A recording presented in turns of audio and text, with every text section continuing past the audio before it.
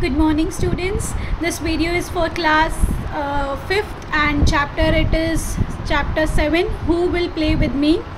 Page number is 158. Please take out your books and repeat after me. सब जने अपनी books खोल ले और अच्छे से अपना चैप्टर निकाल ले. 158 पेज नंबर है और जहाँ जहाँ जैसे जैसे मैं पढ़ रही हूँ आप वैसा वैसा पीछे पीछे पढ़ते जाएं. सबसे पहले हम स्टार्ट करते हैं क्वेश्चन से. क्वेश्चन पहला बोल रहा है what do you like more to study और to play. I like both studying and well as playing. कह रहा है क्वेश्चन में कि तुम्हें ज़्यादा क्या अच्छा लगता है, पढ़ना ज़्यादा पसंद है या खेलना ज़्यादा पसंद है. तो आंसर बोल रहा है कि भाई मुझे दोनों ही पसंद है, खेलना भी पसंद है और पढ़ना भी पसंद है.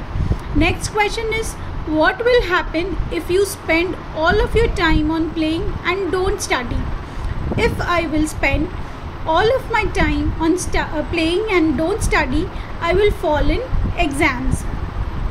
क्वेश्चन पूछ रहा है कि क्या ऐसा हो कि अगर ऐसा जब तुम पूरा दिन खेलो और तुम बिल्कुल भी ना पढ़ो तो क्या होगा. तो नेचुरल अभी क्या होगा, जब हम पूरा दिन खेलेंगे और हम बिल्कुल भी नहीं पढ़ेंगे तो क्या होगा, हम एग्ज़ाम में फेल ही होंगे क्योंकि हमें कुछ आएगा ही नहीं समझ में, कुछ हमारे माइंड में ही नहीं होगा. तो हमको फेल होना तो नॉर्मल सी बात है, ये तो नेचुरल बात है. अभी बोल रहा है this is a story about the boy who does not like a study at all. One day he meet some creature and then he changes. Why does he change himself, let's find out. बोल रहा है इस chapter में अभी क्या बताएंगे कि एक लड़का है, आप में से भी कोई होगा जिसको पढ़ना बिल्कुल पसंद नहीं होगा, पर अभी देखो इस चैप्टर में भी एक आप ही की तरह कोई लड़का है, उसको पढ़ना बिल्कुल भी नहीं पसंद है और वो कोई ना कोई क्रिएचर से मिलता है और क्रिएचर्स मतलब किसी ना किसी से मिलता है और आखिर उसे ये सीख मिलती है कि हमें क्या करना ज़रूरी है अपनी लाइफ में और क्या नहीं. ठीक है, अभी हम पढ़ते हैं रीड द पैसेज. देखो अभी बच्चों एक आपको चीज़ बता देते हैं. यहाँ पे आप स्क्रीन पे देख सकते हैं आपके वर्ड मीनिंग्स हैं, ये क्वेश्चन आंसर्स हैं, ये सारे आपको अपनी नोटबुक के अंदर करने हैं. ये देख लो, I am marking. Kindly please look it and do in your notebooks. Fine, मतलब पूरे चैप्टर में आपको करने हैं. ठीक है, पूरे एक साथ वर्ड मीनिंग्स करने हैं, देन नेक्स्ट पेज पे एक साथ सारे क्वेश्चन आंसर्स करने हैं. Now please come ahead with this chapter. हम लोग पढ़ना स्टार्ट करते हैं. लिखा हुआ है this is a story about a boy who does not like to study at all. ये एक जो स्टोरी है, ये जो कहानी है वो किसकी है, एक लड़के की है जिसको बिल्कुल भी पढ़ना पसंद नहीं है. One day he meet some creatures and then he changes. एक दिन वो बहुत सारे क्रिएचर्स, बहुत सारी चीज़ों से, ऐसे क्रिएचर्स से मिलता है और वो फिर चेंज हो जाता है, उसमें अपने आप ही चेंजेस आ जाते हैं. Y does he change himself, वो क्यों हुआ चेंज, उसने अपने आप को चेंज क्यों किया. लेट्स फाइंड आउट, चलो पता लगाते हैं. This is a Rohit. He does not like to his studies. All of his friends go to school daily but he does not go there. एक रोहित नाम का लड़का है, जिस लड़के के बारे में बात हो रही है उसका नाम रोहित है और वो बिल्कुल भी उसको पढ़ना पसंद नहीं है एज़ यूजुअल. एंड उसके जितने भी फ्रेंड्स हैं वो स्कूल जाते हैं, पढ़ते हैं, पर वो है कि ना स्कूल जाता है और ना ही पढ़ता है. अभी हम नेक्स्ट पेज पे चलते हैं. Now second. He sits on a bench under the big banyan tree.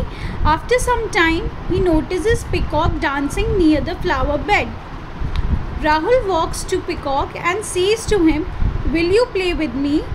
The Peacock says, "I am busy. I am dancing, so I cannot play with you."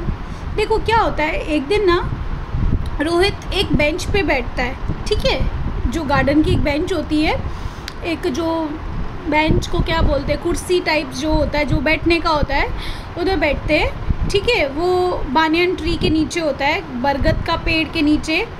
And he notices, वो observe करता है कि जो peacock है वो dance कर रहा है. ठीक है, फ्लावर्स लगे हुए थे कर लिया एंड उसके पास में वो डांस कर रहा था। ओके, तो Rohit walks to the peacock, मतलब रोहित पिकॉक के पास चलकर गया और उसको बोला कि क्या तुम मेरे साथ तुम खेलोगी? तो पिकॉक बोला नहीं, मैं तो बिज़ी हूँ, मैं डांस कर रही हूँ, मैं नहीं खेल सकती तुम्हारे साथ। तो यहाँ तक हो गया है ना। अभी नेक्स्ट पढ़ते हैं, यही है नीचे third. Now next is third paragraph, please see. Then the Rohit meets a dog, he ask him will you play with me? The dog says I am busy, I am looking for after my master's house so I can not play with you. Rohit को फिर थोड़ी देर के बाद एक dog मिलता है, एक dog यानी कि कुत्ता मिलता है, और फिर रोहित जाके उसको वापस पूछता है कुत्ते को, क्या तुम मेरे साथ खेलोगे? तो कुत्ता बोलता है नहीं, मैं तो मेरे मास्टर का घर ढूंढ रहा हूँ। मास्टर का घर यानी कि कुत्ता पेट पाला हुआ था, उसका मास्टर यानी कि उसका मालिक, वो उसका घर ढूंढ रहा था कि वो कहाँ है, और वो उसको बोलता है नहीं, मैं बिज़ी हूँ, मैं अपने मास्टर का घर ढूंढ रहा हूँ और मेरे पास टाइम नहीं है तुम्हारे साथ खेलने का। ओके, फिर नेक्स्ट पे चलते हैं। He happens to see a parrot, crow, sparrow and horse. He asks them the same question, will you play with me? We are busy, we have many things to do, we cannot play with you, they reply. उसके बाद उसको parrot मिला, parrot यानी कि तोता, crow यानी कि कौवा, स्पैरो यानी कि चिड़िया, और हॉर्स यानी कि घोड़ा। ये सब उसको मिले जानवर है ना। धीरे धीरे उसने सबसे यही सेम क्वेश्चन पूछा कि यार तुम मेरे साथ खेलोगे क्या, मेरे साथ खेलोगे क्या? सब ने अपना अपना रीज़न दिया कि नहीं नहीं भाई, हम तो बिज़ी हैं, हम तो अपना काम कर रहे हैं, हम नहीं खेल सकते। मतलब उसको सब ने यही रिप्लाई दिया। ठीक है, अभी आगे पढ़ते हैं fourth paragraph.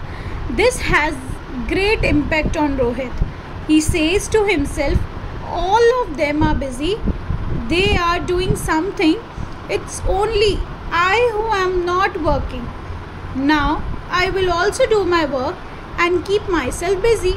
I will give up my laziness. देखो फिर ये जो बात उसके दिमाग में ऐसा घर कर जाती है, गहरी उसको एक सदमा लगता है। वो ये सोचता है कि सबके सब लोग, यहाँ तक कि ये जानवर भी सब बिज़ी हैं, मतलब एक सिर्फ मैं ही हूँ, एक निठल्ला जिसके पास कोई काम नहीं है, जो कुछ नहीं कर रहा है। बाकी सारे जानवर, पक्षी, चिड़िया विड़िया ये सब कुछ काम कर रहे हैं, सब के सब बिज़ी हैं, बस एक मैं ही हूँ फालतू का जिसके पास कोई काम नहीं है, और मैं खुद काम कर ही नहीं रहा हूँ, काम तो बहुत है, मतलब मैं खुद नहीं कर रहा हूँ। तो वो बोलता है कि I will give up my laziness, मैं अपनी जो लेजीनेस यानी कि वो त्याग करना, अपने जो लेजीनेस मतलब आलस को त्याग करना। ठीक है, फिर नेक्स्ट है he returns home and decided to go home school daily. He started studying attentively and completes his homework. Also he learns his lesson regularly. फिर उसके बाद क्या हुआ कि वो जैसे घर लौटता है और वो सोचता है, वो डिसाइड करता है कि वो पढ़ेगा, रोज़ पढ़ेगा और रोज़ अपना होमवर्क करेगा, डेली उसको। फिर वो घर जाता है और अपना माइंड सेटअप करता है, और फिर वो रोज़ डेली अपना होमवर्क करता है, अपने लेसन्स डेली याद करता है। और उसके बाद नेक्स्ट में बता रहे हैं फिफ्थ में, इन द इवनिंग ही यानी कि रोहित, उसके बारे में बात हो रही है, goes to playground and finds his friend there. He plays with them about an hour and after returning home he takes his dinner and then revises what he studied at school. क्या होता है कि फिर Rohit regular हो जाता है अपने schedule में। ठीक है, फिर रोहित इवनिंग में प्लेग्राउंड में यानी कि खेल के मैदान में जाता है, उसके फ्रेंड्स होते हैं सारे, वो वहाँ पे खेलता है 1 आवर, एन आवर मतलब 1 आवर, दैट इज़ 1 घंटा वो लोग खेलते हैं। और वापस रोहित घर रिटर्न होता है, वापस यानी कि घर जाता है, और उसके बाद वो अपना डिनर लेता है, अपना रात का खाना खाता है, and revises what he studies at school. मतलब वो सारी जो उसने पढ़ाई, जो उसने स्कूल में कराई गई है, वो सब चीज़ों को अच्छे से पढ़ता है, उसको रिविज़न करता है, उसको रिवाइज़ करता है। Okay, then with this change in his behaviour he is now liked by everyone. His teaching praises him. His teachers praises him for his punctuality and his parents feel proud of him. देखो फिर ना ये जो इतना बड़ा जो drastic change उसमें आता है, तो जो उसके टीचर्स हैं, जो उसके पेरेंट्स हैं, जो उसके फ्रेंड्स हैं, वो तो हक्के बक्के रह जाते हैं कि ये क्या हो गया, रोहित को क्या हो गया, है ना। तो इसमें बहुत प्राउड फील करते हैं, उसके पेरेंट्स तो बहुत उस पर गर्व महसूस करते हैं, उसके फ्रेंड्स उसको बहुत मतलब बोलते हैं शाबाशी टाइप्स देते हैं, उसकी जो टीचर्स हैं वो भी उनको बहुत प्रेज़ करती है। टीचर्स मतलब बहुत अच्छे से उसको शाबाशी देना और बहुत अच्छा वेरी गुड वगैरह ये सब बोलना, ठीक है। तो यहाँ पे वो बहुत बदल जाता है और वो अपना रेगुलर अपनी स्टडीज़ के साथ रहता है। Now the chapter is done. कुल मिला के आपका चैप्टर ख़त्म हुआ। Moral of the story is कि हमें अपने काम पे रेगुलर रहना चाहिए। नो डाउट खेलने के लिए किसी को मना नहीं है, आराम से खेलो, आप फ़ोन चलाओ, आप खेलो, सब करो, पर पढ़ाई भी उतनी ही ज़रूरी है। देखो हम क्या करते हैं, बस क्या हो गया, फ़ोन हमको मिल गया अभी, अब जैसे ऑनलाइन क्लासेस चल रही, क्या अब आपके पेरेंट्स थोड़ी ना देखेंगे कि अभी आप फ़ोन पे गेम खेलना स्टार्ट हो गए हो, कि आप पढ़ रहे हो, कि आप क्लासेस देख रहे हो। तो ये आप पे डिपेंड करता है कि आप अपने से कितने लॉयल हो, आप अपने से कितने वफ़ादार हो, आप कितनी पढ़ाई कर रहे हो। देखो किसी को कोई फ़र्क नहीं पड़ेगा, अगर आप अपने गेम्स चलाओगे तो पेरेंट्स को कोई नुकसान नहीं है, वो तो उनको तो क्या ही करना है, उन्होंने अपनी ज़िंदगी में पढ़ लिया कर लिया। अब बारी आपकी है, वो आपको पढ़ा रहे, अब आप अपनी मेहनत से कितना उसको पढ़ते हो, कितना नहीं पढ़ते हो, किस तरह से उसे ग्रैब करते हो, ग्रैब मतलब लेते हो। देखो आज ना गाय होती है ना, उसमें से जैसे आपके गांव में गाय तो होती है, सबके घरों में गाय हैं, तो उसके अंदर खूब सारा दूध है, तो क्या वो अपने आप देती है क्या? नहीं देती है, दूध को निकालना पड़ता है, राइट। आपके पेरेंट्स उस दूध को निकालते हैं और फिर दूध आता है, ऐसे ही तो पड़ा पड़ा आता नहीं, उसके अंदर ही होता है ना, तो अपने आप क्यों नहीं देती है, पर निकालना पड़ता है। पर आपके यहाँ आप तो ही जाके हमको मिलता है दूध, है ना। तो आप सोचो कि जो टीचर्स हैं उनके अंदर बहुत ज्ञान है, बहुत बातें हैं, हर चीज़ है, आपको तो कुछ निकालना भी नहीं पड़ रहा है, आपको तो मतलब बना बनाया सब मिल रहा है कि टीचर्स अपने घर, अपने स्कूल से, घरों से, जैसे भी करके आप लोगों को वीडियोस प्रोवाइड कर रहे हैं, आपको एक एक चैप्टर, एक एक लेसन, आपको हर चीज़ आ रहा है। जिन जिन बच्चों ने बुक्स नहीं ली हैं वो जाके बुक्स परचेज़ करें सबसे पहले, तो ही जाके आपको लेसन, चैप्टर्स और आपको जो क्वेश्चन आंसर्स है, वर्ड मीनिंग्स है, वो सब क्लियर होंगे। जिन बच्चों के पास बुक्स नहीं हैं वो जाके बुक्स ले सबसे पहले, और उसके बाद हर वीडियो को बार बार सुने। देखो सबसे अच्छा इसका बहुत अच्छा मतलब बोल सकते हैं ना, एक्सट्रीम लेवल पे अच्छा ये है कि आप वीडियो को 10 बार देखो, 50 बार देखो, कुछ नहीं समझ में आ रहा है आपको, फिर देखो।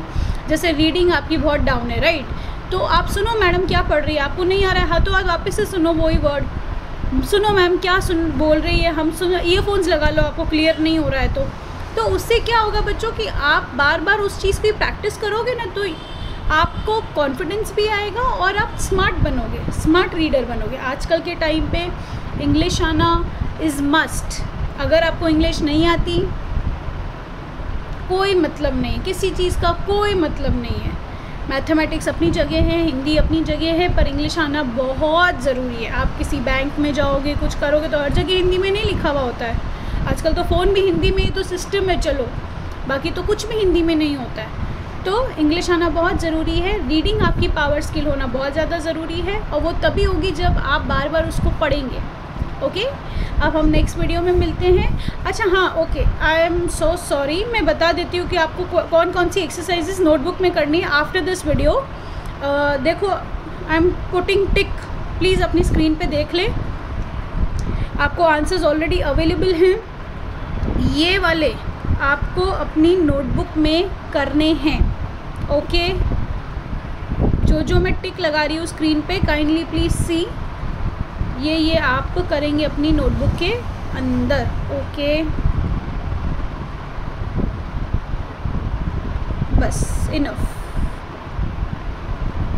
It's done.